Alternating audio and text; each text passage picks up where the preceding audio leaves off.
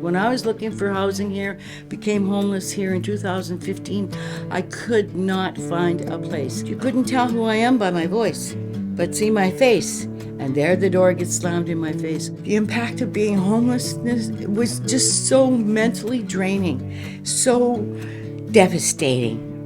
It was raw.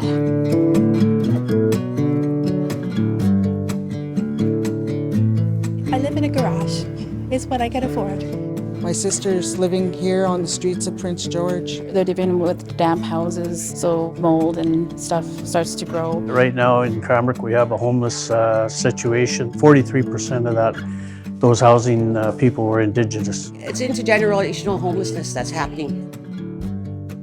I support Indigenous housing because housing is a human right. And I support empowering Indigenous communities to design and build and create their own housing. Indigenous housing providers were created because nobody would rent to them. So when we look at Indigenous housing and Indigenous service providers, they're created to offer those services to Indigenous people who were denied them. The work that organizations like AHMA is so important for our people. It's absolutely vital that everybody in British Columbia recognises and understands that they have a duty and a responsibility to be considering their own role and contribution in decolonisation. We have a legacy of dispossession across this country for all Indigenous peoples. Everybody should care because that could be your child, your brother, your sister, your mother, your father that could be homeless. Everybody should go out and endorse that strategy, show the government